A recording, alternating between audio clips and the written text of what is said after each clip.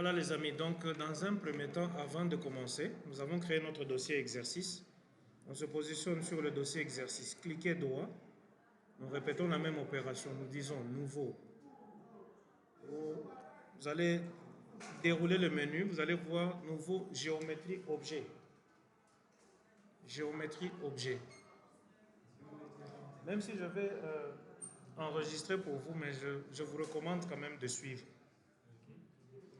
Oui, faisons l'exercice ensemble. Géométrie objet, cliquez dessus. Vous allez voir un panneau qui s'affiche. La partie géométrie là-bas, elle apparaît en surbrillance. Hein? Ça montre que c'est un champ dans lequel on peut mettre un nom.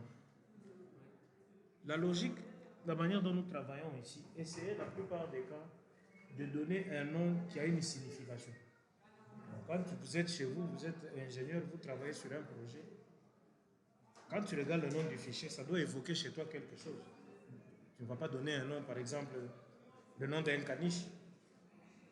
À un moment donné, quand tu vas évoluer avec le projet, tu ne sauras plus te retrouver. Il faut dire non, bon voilà. Ici, je vais par exemple, dans notre cas, nous voulons faire des courbes de niveau. Donc nous pouvons donner le nom ici, courbe niveau. Courbe niveau. Courbe avec S, niveau. Voilà, c'est tout. Et puis nous cliquons sur OK.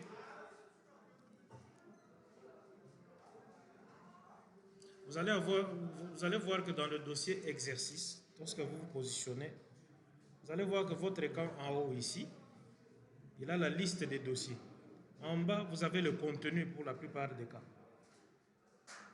Observez rapidement, lorsque je me pose sur le dossier DXF, en bas ici, je vois le contenu du dossier.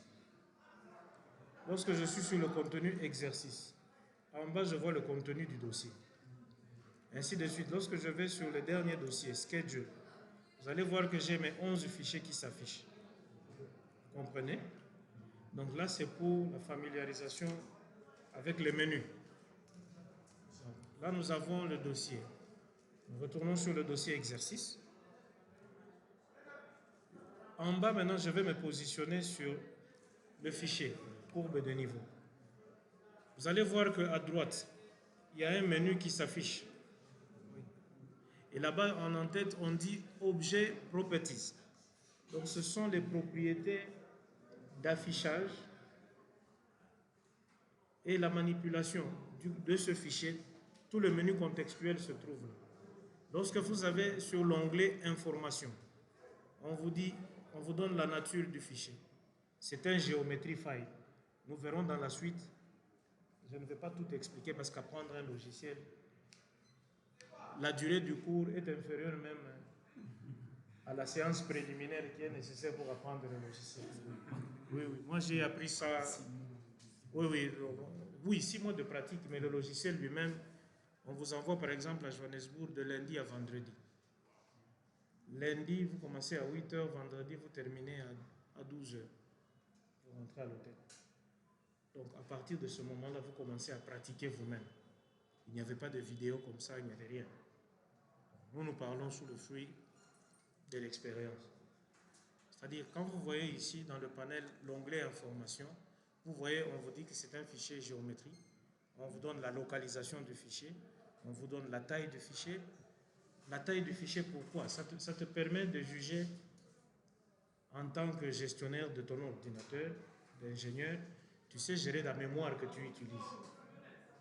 Il y a des fichiers, quand nous les générons, il sort lui-même déjà 300 MB. Là, je comprends déjà qu'il me faut une mémoire externe. Je peux travailler aujourd'hui, j'ai l'espace disponible sur disque, mais à l'avenir, il faudra peut-être que j'ai une mémoire externe. Ça te permet, à partir d'ici, lorsque tu cliques sur le fichier, tu sais voir toutes ces opérations. Le matériel, on va y revenir, hein, ce sont des propriétés, des attributs que nous donnons au fichier selon que nous voulons manipuler les données.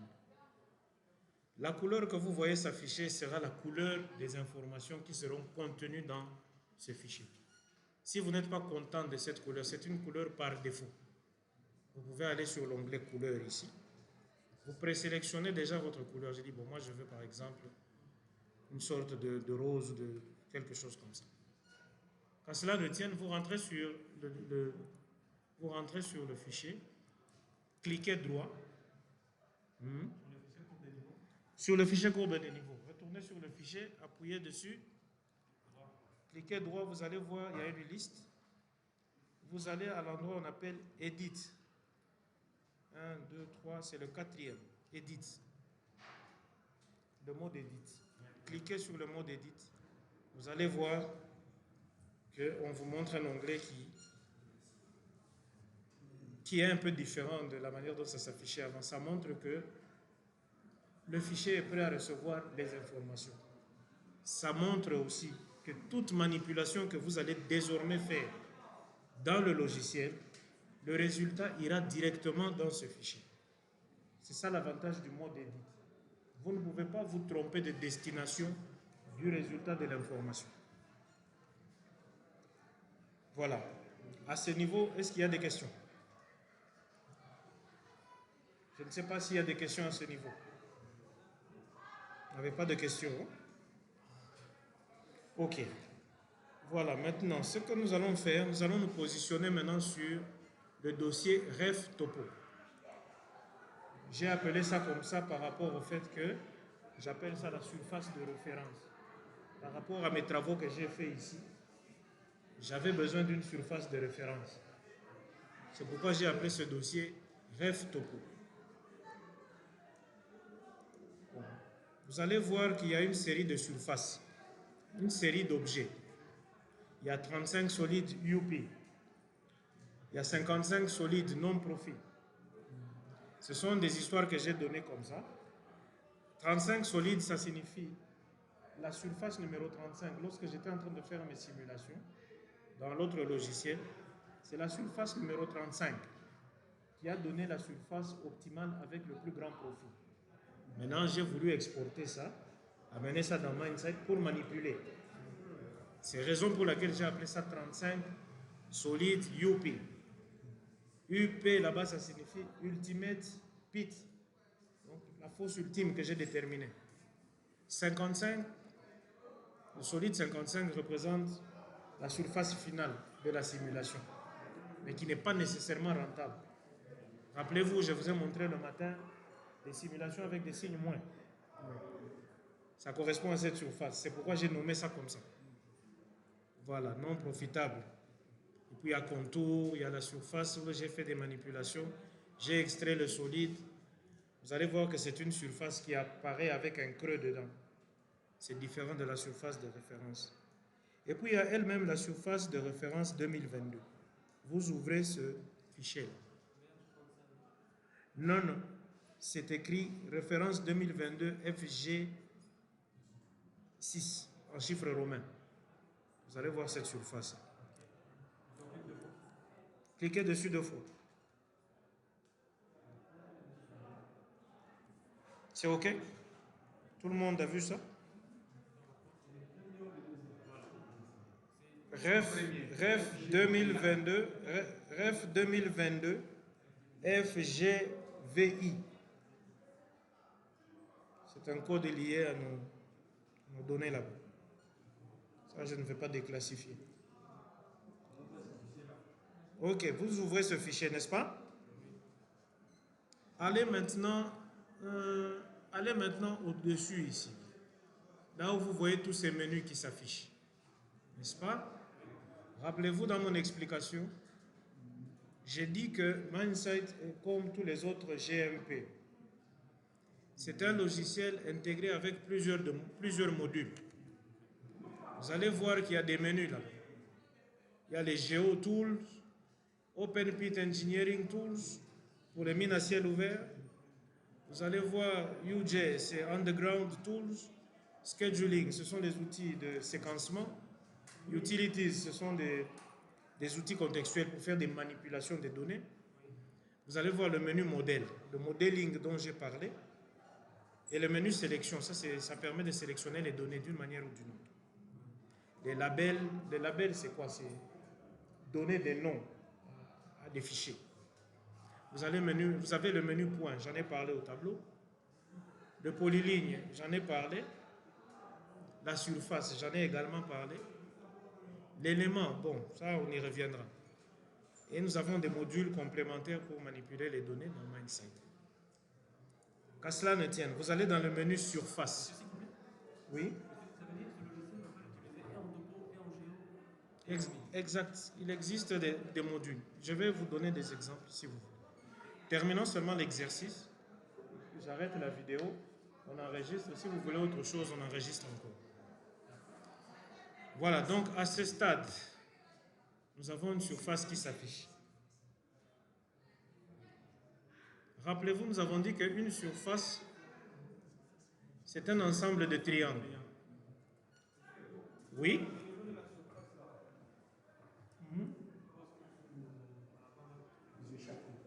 Non, ça dépend. Si ton ordinateur, tu peux toujours double-cliquer et faire.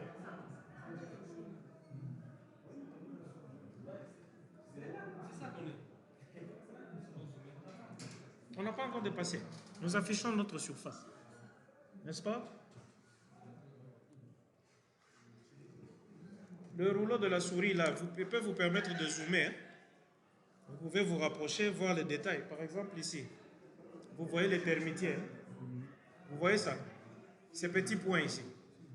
Ce sont des termitières. Les petites taches que vous voyez sur la surface, ce sont des termitières. Ça a été pris par la technologie LiDAR. Hein? C'est une technologie qu'on est en train de... Oui, oui. Même sur les satellites. Oui, oui. On a déjà mis cette technologie de scannage de la surface de la Terre. Alors, ça, ce sont des surfaces que les Américains avaient laissées. Hein? Ça a coûté quand même beaucoup d'argent. Nous avions amené une pile de DVD de la surface de toute la concession. Il n'y avait que des DVD. Oui, oui. Donc, ça, c'est un exemple. Ce sont des termitières. Ça peut vous montrer que c'est vraiment une très grande résolution. Vous voyez là, il y a même des cours d'eau. Je vais chercher le fichier si je le trouve. Nous avons un fichier là où il n'y a que les cours d'eau de toute la concession.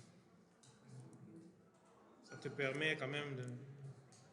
Ici, bon, je ne sais pas, vous pouvez apercevoir pour certains, si vous avez une bonne vue, vous allez voir la route nationale, elle passe par là. Oui, oui.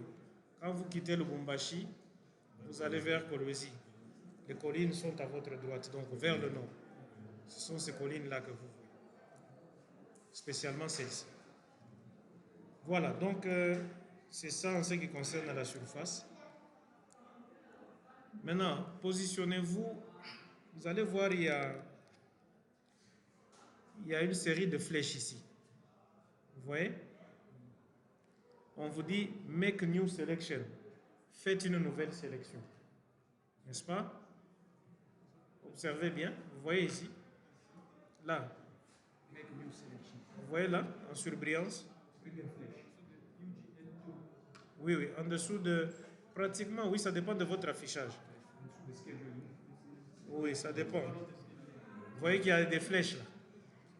Est-ce que tout le monde voit cette flèche? Make new selection. Cliquez dessus. Directement dessus. Cliquez gauche.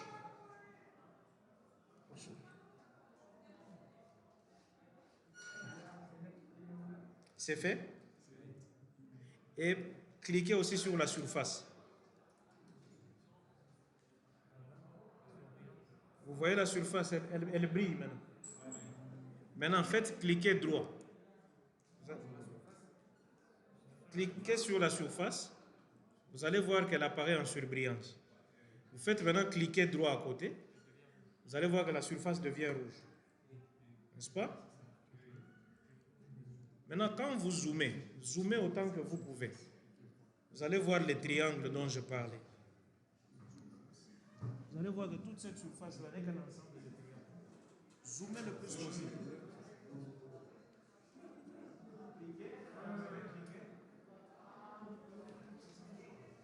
Donc, ça dit, vous allez cliquer sur la surface. Cliquez droit sur la surface. Et puis après, cliquez droit sur la surface. Donc, deuxième fois.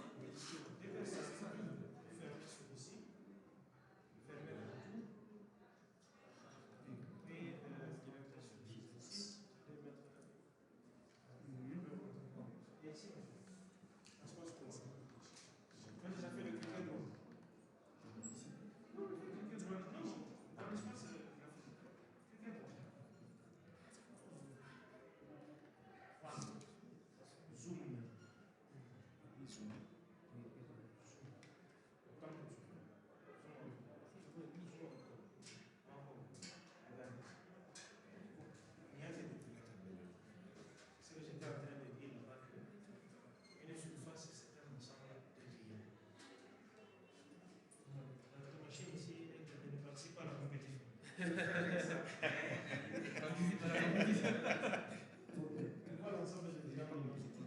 Tu peux analyser autant que tu ne verras jamais un seul dans une autre famille. C'est ce qu'on appelle la triangulation des théorèmes. Une triangulation qui existe. C'est un principe selon lequel, même pour les analyses de structures compliquées, pour les éléments finis, pour faire des structures, une résistance étagénale, on utilise toujours une discrétisation en triangle. C'est un cours à part, rien du tout. Mais ici, nous faisons un exercice. C'est juste un exercice. C'est là.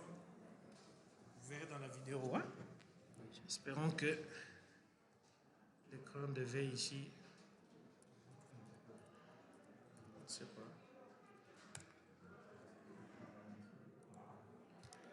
Vous voyez bien. Vraiment, vous allez voir que là où il y a beaucoup de détails, il y a beaucoup de petits triangles. C'est pour justement le raffinement des détails. Ça vous donne une meilleure définition de votre surface. Observez, vous allez voir par exemple là, il y a des sillons qui ont été laissés par l'eau. Vous allez voir que les triangles sont plus petits que partout ailleurs. Bon, qu'à cela ne tienne. Nous avons sélectionné, n'est-ce pas? Tout le monde a sa surface qui est rouge. OK.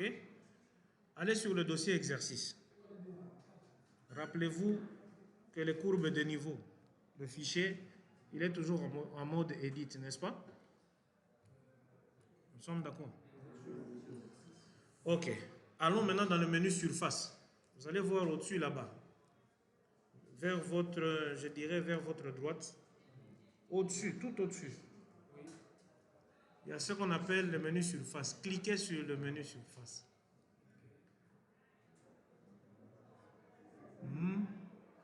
Vous allez voir en descendant. Il y a un endroit où on a écrit Contour Tool. Outil de contour. On a écrit ceci. Comment ça met des flèches? D'une manière générale, c'est un outil. Contour dont tout le monde comprend. C'est un outil qui va nous servir à faire un contour sur une surface. N'est-ce pas? Sélectionnons ça. Oui, oui. Vous allez sélectionner ça. N'est-ce pas? Vous allez voir l'endroit où on a écrit surface. Est-ce que vous voyez cet endroit? Surface attribute. Oui, mais pas ça. Descendez encore. Il y a un endroit, un espace dédié là où on peut écrire. C'est écrit surface. Oui, oui. En name surface. Vous avez tous ça parce que moi, la dernière fois que j'ai utilisé cette commande, j'ai manipulé la surface numéro 57. Ça, c'était par rapport à mes données. Maintenant, vous devez sélectionner la surface qui s'affiche devant vous. Sur l'écran. Vous voyez ce qui va se passer à côté. Allez à votre extrême droite. Dans ce menu-là. À cet endroit-là. Vous allez voir qu'il y a un endroit où on a dessiné une petite surface. Il y a un pointeur. Regardez là où je mets mon pointeur. Oui, non, non. Il y a quelque chose qui s'affiche là. Est-ce que vous voyez tout ça? Cliquez dessus. Il y a deux cases. Cliquez sur la première. Celle qui est à gauche des deux cases. Directement cliquez. Pas de clic droit, pas de clic gauche. Directement cliquez. Oh, on va faire. Directement, on appelle ça, c'est le clic gauche. Alors, allez-y. Voilà. Il n'y a rien qui se passe, c'est normal. Allez maintenant sur la surface.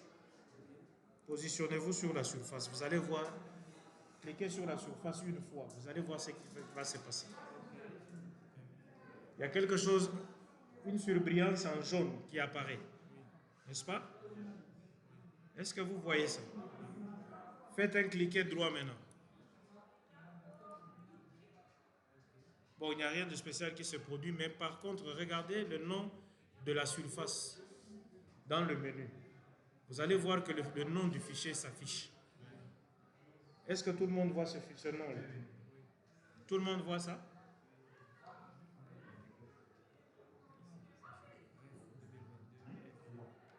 Est-ce que vous voyez?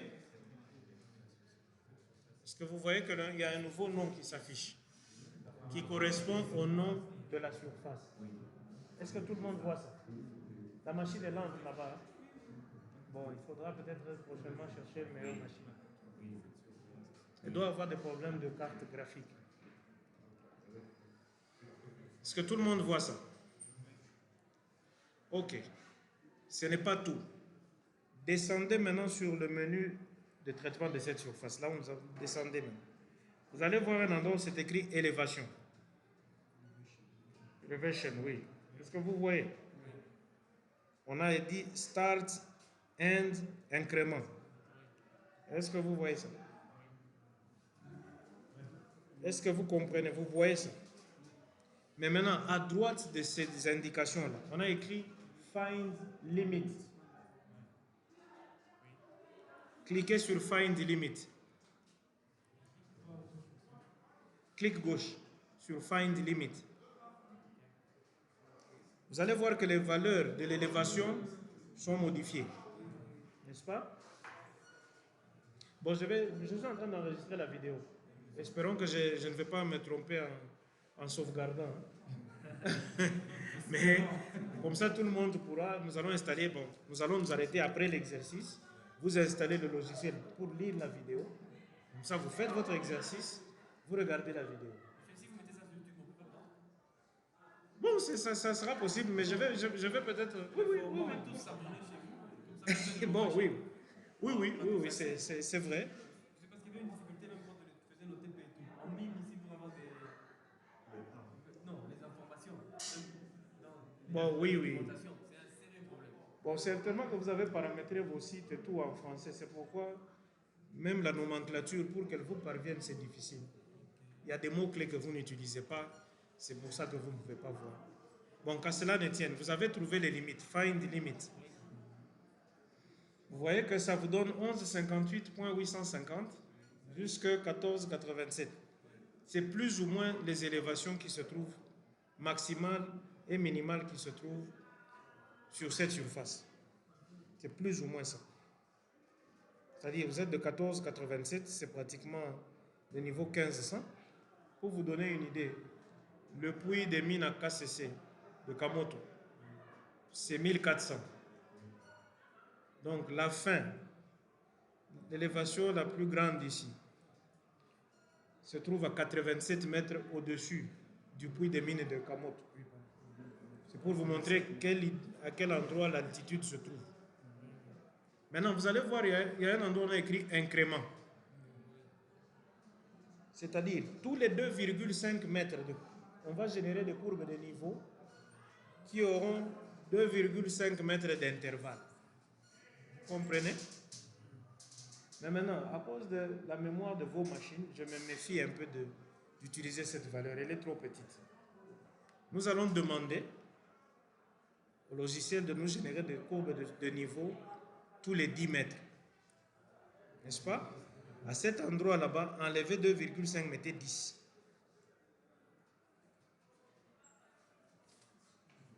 Sommes d'accord? Mettez 10 et puis apply.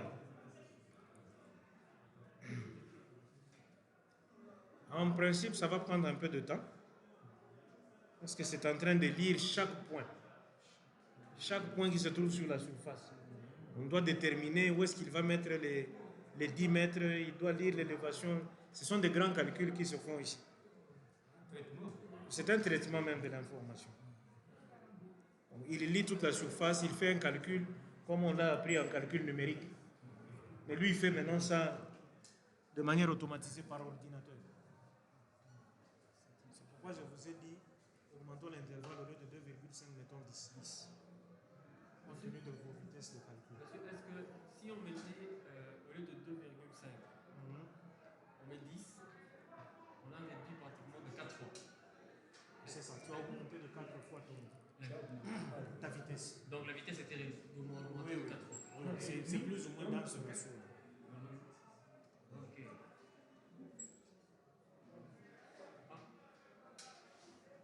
Ça a donné le message?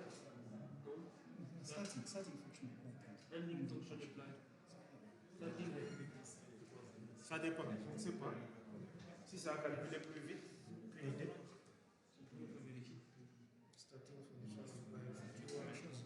Cela ne tient.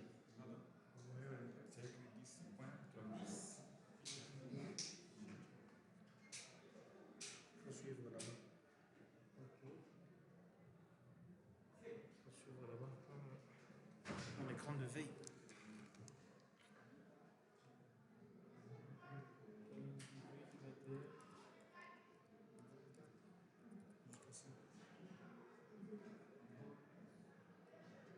Ça a évolué.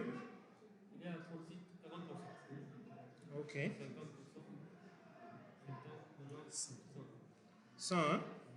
Alors, regardez ce que vous allez faire. Si vous estimez que c'est terminé, allez tous maintenant sur... Oui, moi j'ai terminé mon calcul, mais je voudrais vous montrer. Vous voyez ici.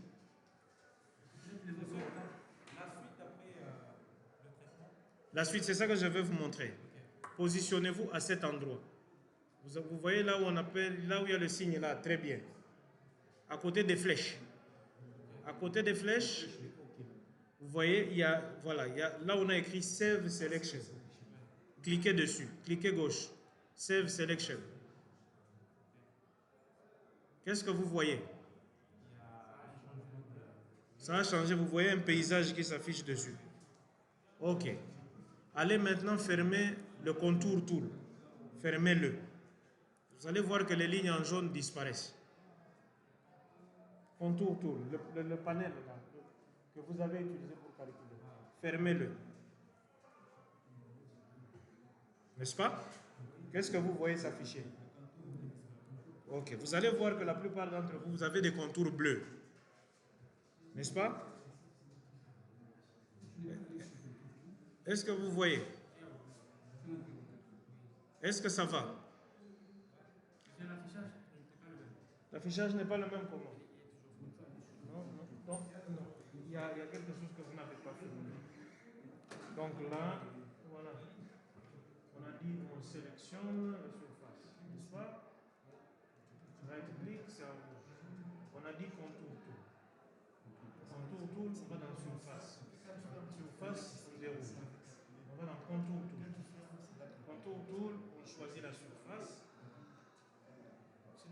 Là, on est sûr maintenant que ça sélectionne la surface. On va dans Find des limites. On a nos limites. On fait. Ah, voilà. Il faut vérifier. Courbe de niveau d'amont d'édite, c'est bon. On fait Apply. On attend que le calcul puisse arriver à la fin. Est-ce que là-bas ça va? Vous êtes perdu? Oui. Il faut monitorer là en bas. Vous avez déjà appris? Ok, c'est bon, on a réussi. Vous avez déjà appris sur l'anglais. C'est déjà fait. Bon.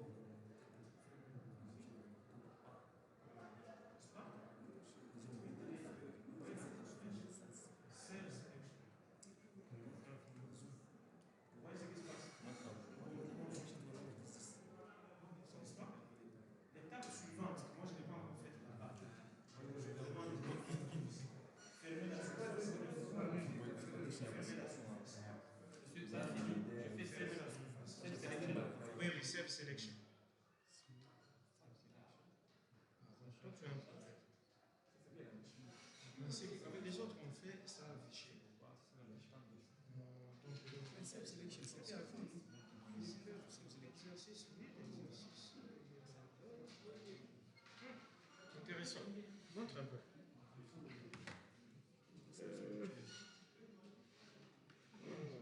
Sélection.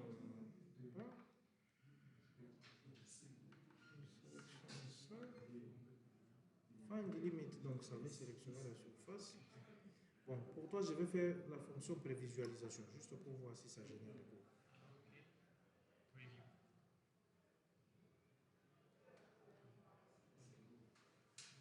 Dis-moi quoi dès que ça arrive à la fin.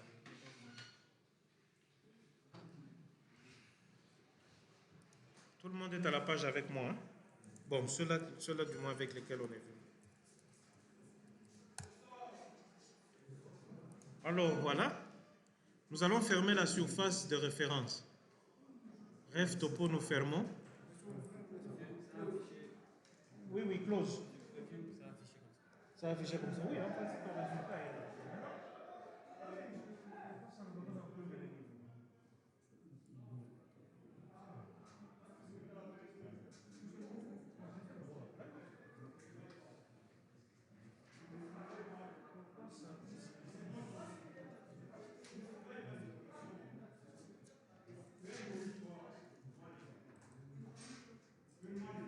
Ok. Donc, dans l'entretemps, vous allez voir que lorsque vous manipulez votre surface, vous allez voir que vous avez une courbe tous les 10 mètres. N'est-ce pas? Par exemple, vous allez voir qu'il y a une flèche. Là où c'est écrit Query Element. Ça a encore disparu. Tu as un problème avec ta carte graphique peut-être?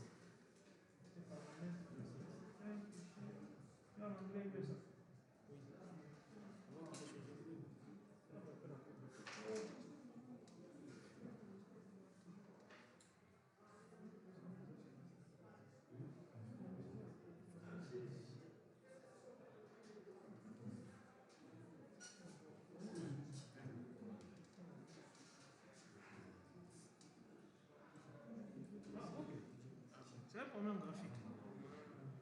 Pour une raison, l'allocation de la mémoire n'est pas directe chez toi. Vous voyez quand vous étiez en train d'installer Mindsight, tous ces logiciels-là que ça demandait d'installer sur Internet.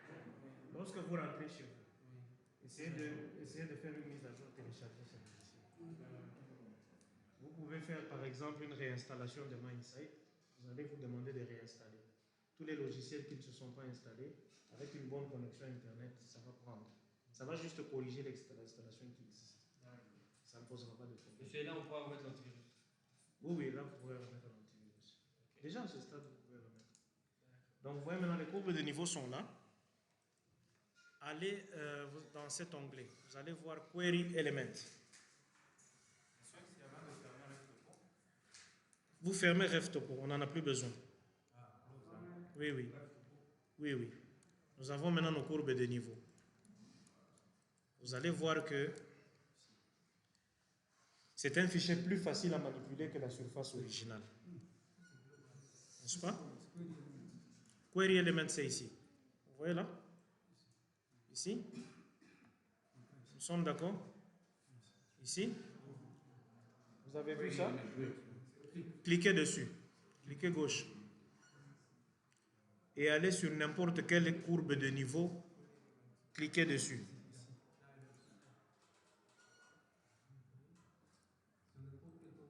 N'importe quelle courbe de niveau. Vous allez voir que ça apparaît en jaune. Cliquez dessus et il y a en même temps quelque chose qui va s'ouvrir. Ça vous donne une liste de coordonnées. Vous voyez ça? Et vous allez voir que l'élévation, ça vous donne 1208,85. Bon, pour moi par exemple. C'est-à-dire, toi-même tu analyses ta surface, ton relief. Moi, la courbe que j'ai cliquée, c'est 1208,85.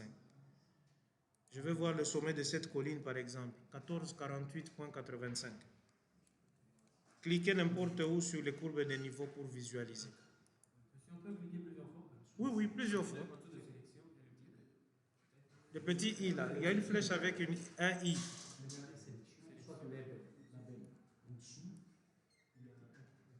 Vous voyez là? Est-ce que vous voyez? C'est visible pour vous? Dans la petite flèche ici. Vous cliquez ça, vous allez sur n'importe quelle courbe de niveau. Quand vous appuyez, qu'est-ce que vous voyez? Il y a le jaune qui apparaît, mais il y a aussi quelque chose à côté. Vous voyez, ça vous donne les coordonnées X et Y. Vous allez voir Y, l'élévation. Ça vous donne une idée. Vous savez voir maintenant votre relief, quelles sont les variations de l'altitude. Exact. Il faut se mettre vigilant avec les logiciels, oui, les courbes de niveau, bien entendu. Je pense que nous allons arrêter cette vidéo ici. Que tout le monde aille s'exercer.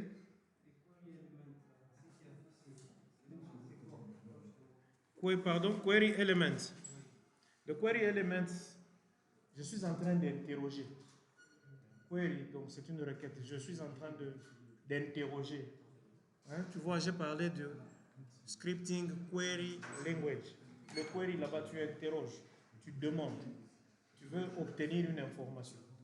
C'est un peu l'objet de...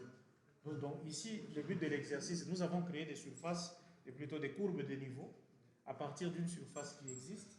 Et nous avons fait un exercice pour interroger maintenant la surface et voir comment le résultat s'affiche.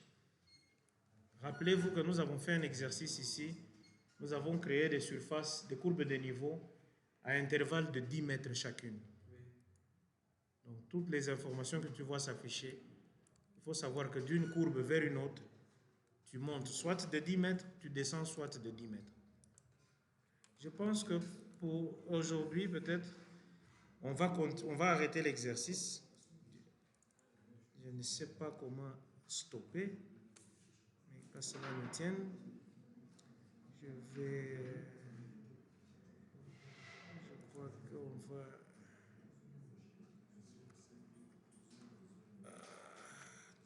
Task Manager. Ça, ce n'est pas une manière prudente d'arrêter. Je crois qu'on va... Oui. Donc, plus loin, nous pourrons voir la courbe de niveau, bon, le chemin le plus optimal pour une route. Exact, c'est le but pour lequel nous faisons ces courbes de niveau, parce que nous allons tenter de nous connecter à la route nationale. Nous allons faire un exercice. Je vous ai montré là où la route nationale passait sur le plan. Nous allons tenter de nous connecter là-bas et de faire une route qui monte jusqu'au sommet de la colline, d'une colline que nous allons choisir. C'est pourquoi nous avons commencé par faire ces courbes de niveau. Parce qu'après, vous allez vous rappeler que une pente, la pente d'une... Si c'est la première courbe de niveau différente de 10 mètres ici, n'est-ce pas? La pente ici, la pente est égale à la tangente alpha. Oui. Si ça c'est alpha. Pourquoi j'ai mis 10 mètres? Parce que je sais qu'un engin minier, quand vous ouvrez le catalogue de Caterpillar, il a des belles rigides, des modèles 777 et 793 supportent une pente maximale de 10%. Pour permettre à ces belles-là d'être connectées à la route nationale, voilà. Avec ces petites belles, les belles articulées de 735 et 740, nous pouvons avoir des pentes de 15%. Wow, c'est que le catalogue. Mais voilà un peu le chemin faisant dans la topographie, nous allons voir comment éviter les courbes dans une route, elles apparaissent quoi? Pour quelle raison? Éviter les laves. C'est ça le but de l'exercice. Dans un premier temps, nous devrions avoir des courbes de niveau sur lesquelles nous allons positionner notre axe. Oui. N'est-ce pas? Oui. C'est sur ces courbes-là que nous allons positionner l'axe. Nous allons voir notre menu, ainsi de suite. Donc, je pense que c'est cela pour le tracé de route. Je sais que je ne vais pas encore aller pour arrêter la vidéo. J'ai utilisé le logiciel pour le temps. On va voir un peu.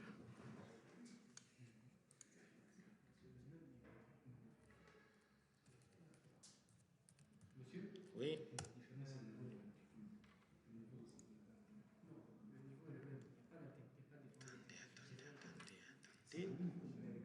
J'ai une question. Oui, allez-y. Alors, monsieur, je me remets dans un cas pragmatique. Exact. Précisez. J'ai le choix entre